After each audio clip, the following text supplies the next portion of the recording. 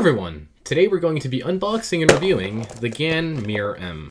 As most of you probably know, this is GAN's first attempt at a non-WCA puzzle, and also the first real attempt at making a speed cubable and magnetized mirror cube. Obviously it comes wrapped in plastic, as most GAN packages do. Now you may notice some damaging on the box. That's not part of the design, that's just because I buy my cubes from China, and overseas shipping doesn't exactly do wonders for packages like these. The box is really nice, purple, matches the cube. Pretty bland, obviously a bunch of warning on the bottom, which I am unfortunately not able to read because it's all in Chinese. Let's see what this cube is about. Oh, wow. Oh, it comes with its own box and everything. I had not seen this. This is a very strange box with how it comes apart. Obviously, GAN makes sure to put its logo everywhere. Now let's see what comes inside this little box. Is it... oh my gosh, an instruction booklet. You know, I was really expecting to see the little instructions on how to solve the cube. This instruction booklet, the instruction booklet that GAN has been putting in most of their 3x3s for way too long. I expected to see this one, although this isn't a normal 3x3, so I guess it does make sense that they wouldn't include it. And I guess there aren't any colors, so it doesn't really work. But jokes aside, what is this? I mean, nobody needs this many. Looking in here, we also have a little screwdriver. This is actually nice. It's longer than the other screwdrivers that I've seen in GAN puzzles. It's longer than these other two that I have, although I got these from 11M Pros, so this might just be GAN's new standard for screwdrivers.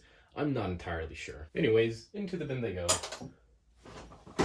So I believe that's enough for the unboxing itself, and let's take a look at the cube. I actually like this box. It reminds me of the... I think it's the GAN XS box, although I might be confused. Okay, this feels weird. It feels very smooth. M slices are weird because you turn the first layer and now you have nothing to turn on. So it might be best to do argue algorithms. Wow, this actually does turn surprisingly nicely though. So for the corner cutting, well, obviously you're not going to get that much with how weirdly shaped this cube is, but this is surprisingly more than what I was expecting. And not only that, but this cube is actually adjustable. Well, the compression distance is adjustable. It'd be very challenging to try to fit a spring compression system in here, but who knows, maybe someday in the future. Now I do wonder, is this 56 millimeters? It is. So in theory I could put it in one of these. No, I can't. It doesn't fit. Well, that's sad. I kind of wanted to, because in all honesty, as nice as this box looks, it's very impractical and just way too oversized in my opinion, but oh well. One last thing that I'd like to add is that this is the first mirror cube that I hold where I don't feel like I'm limited by the cube itself. Well, obviously I am limited by how unwieldy it is and how strangely shaped it is and the deformation while it turns, but the cube itself, the turning mechanism, is not the limiting issue here, and that's just the nature of the puzzle, so you can't really do much about that. Basically every other mirror cube that I've used in my life, although I don't own any, these are mainly that I've seen at friends' houses or at school or whatnot. Every time I turn one, it feels like a Rubik's brand, but not like a newer Rubik's brand, like one of these where you can kind of turn quickly. It feels like one of the very, very old Rubik's brands, which, let's see if I have one.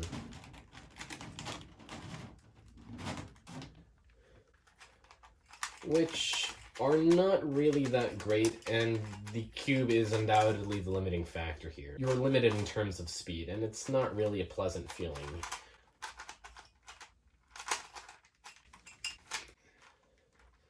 Like, how am I supposed to align the cube any better than this?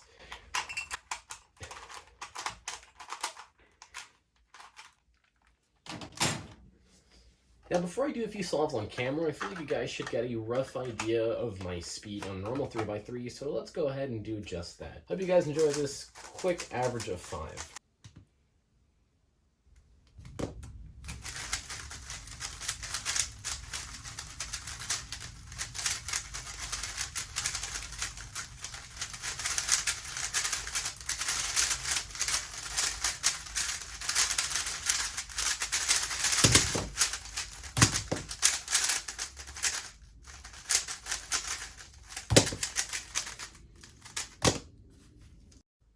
Alright, so there you guys go. As you can see, totally consistent. I should clarify that's total sarcasm. I don't know what those first two solves were. They were surprisingly good. I think with that out of the way, it is now time to do some solves on this thing. I actually wonder what the standard is for scrambling a mirror cube, because every side is different. I actually don't know what to do. I'm gonna hold the smallest or shortest side facing me. Yeah, this thing is incredibly difficult to hold. And I'm also gonna get rid of the tools because knowing myself, I try to work out what this is by looking at what it looks like on a 3x3. But right off the bat, I see two pieces here, which would work for the cross, and also this corner piece. And this one, I want to believe that it belongs on here. I'm assuming that the logo is on the flattest side of them all. So this piece goes here. No, that's too wide. You know what? I'm just gonna start turning. It's on the wrong side. There we go. There we go. Wait, what? What in the world? Oh. Okay, so we're almost done with the cross. I'm gonna do layer by layer, because otherwise I'm gonna be here for too long. Okay, that has to go that way, so first edge in. I need to swap these two, so never mind. Wait, I need to swap these two. And I'm gonna do this in arguably the silliest way. This is probably not gonna work, but that did not work. Oh gosh. So this edge goes here. I'm horrible at recognition on this thing. Holy smokes. Okay, found it. And this is a dot case, and I'm gonna do two look OLL. And I got pi here. I got all of the worst cases. Oh, I did not even insert that properly. Now I finished F2L, and now I can do OLL. I did it right. Let's go.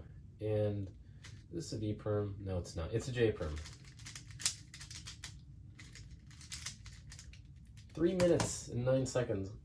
Golly.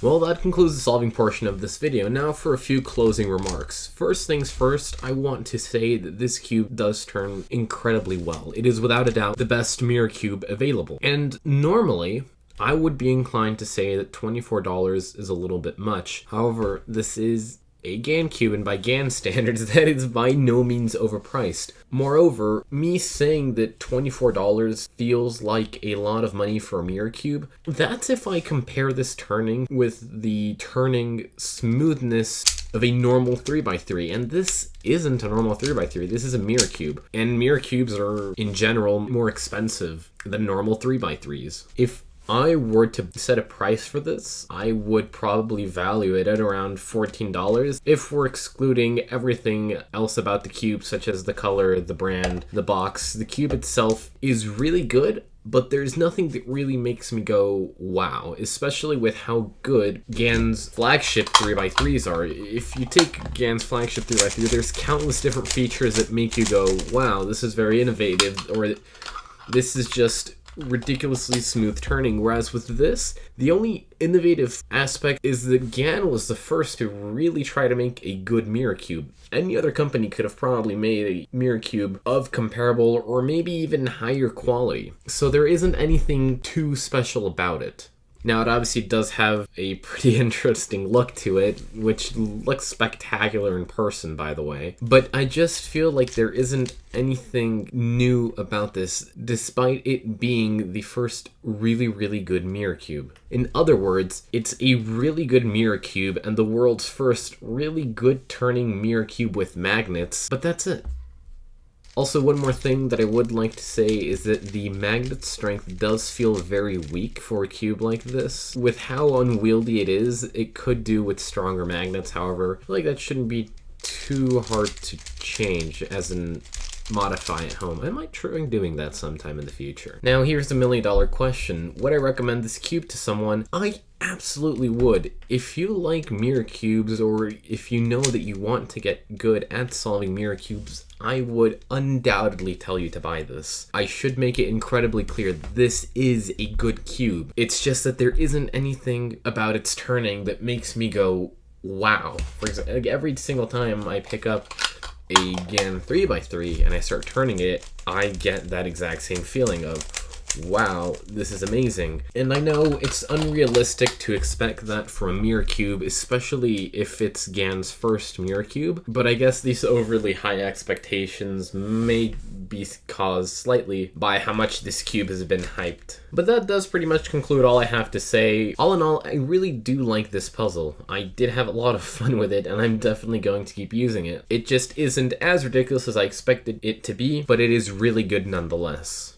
So there you guys have it, my unboxing and review on the GAN Mirror M. I really hope you guys enjoyed, and I will see you all next time.